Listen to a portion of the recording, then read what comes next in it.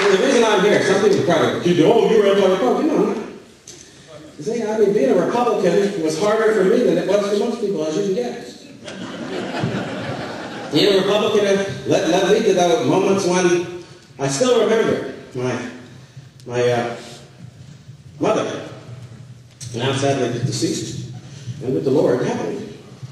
I can remember the moment, Thanksgiving dinner, people over and so forth, and she looked at me, and we were having a conversation about this and that, and it turned a little bit to politics, and she just shook her head like this and looked at Alan and said, Lord, I don't know how my baby became a Republican. when you have taken a stand that leads to that kind of situation with the person dearest people in life, practically, you know you're paying a price. And I paid it many times over. See? And the reason I did it, by the way, was not because I'm loyal to some party label, but because I'm loyal to America, and because I believe deeply in the Republic.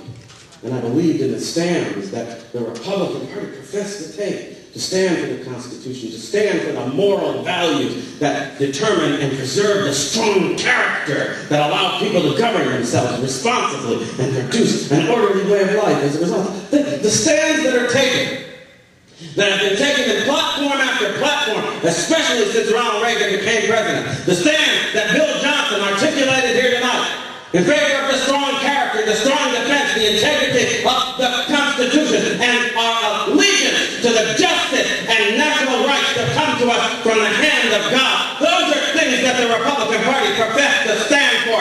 Why have they so often betrayed them?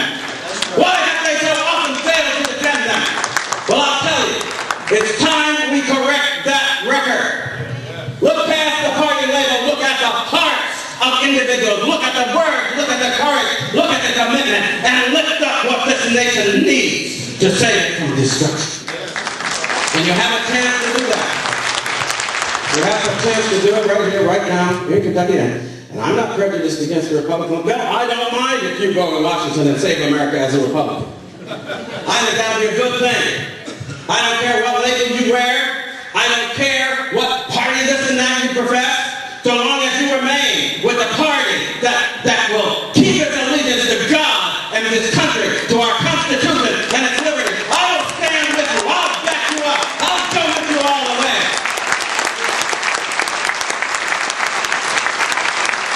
And here's the question. Hard as it is sometimes to confront, I think as discerning voters, we've got to do this now. We've got to take charge of the electoral process. We've got to trust nobody but God. And we've got to exercise actively our own judgment and discernment. And when we find the folks who correspond to what we believe is best and right for America, then we must work our hearts out for them. So that instead of this evil and that lesser evil and that other evil, we will once again lift up the kind of people that founded this country in the first place. People who even had the integrity to go against their own interests as slave owners and would-be aristocrats in order to establish a nation based on premises that condemned slavery and opened the rule of the land to the sovereignty of all the people. We need in this time to save America the same discernment, the same wisdom, the same courage, the same integrity that founded it in the first place, and that has time and again pulled this nation back from the brink of cataclysm, even in the face of the worst of crises. For we are in the worst of crises now. That's right. And business as usual, politics as usual, leadership as usual is not enough. It will not save our nation's spirit. It will not restore our liberty. It will not shore up again the Constitution they are trying to discard. Yes. I really do feel sometimes that we've gotten to that moment in the movies that used to come, that the cavalry would ride to the rescue. Well, in this particular case, y'all, the cavalry is what I think in some sense it always represented. America cannot be saved by leaders who exalt themselves and spend their money and praise themselves and all that.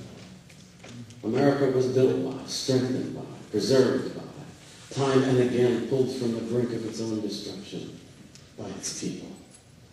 And I've had in my life occasion to think hard about that. Why? Because, you know, I said it wasn't easy to be a Republican. It wasn't always easy for me to be an American.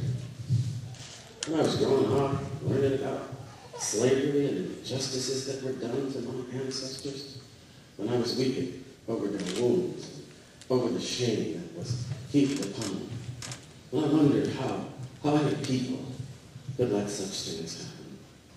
But as I learned more about this country, as I learned to look at the full panoply of what was going on and all that, do you know what I found?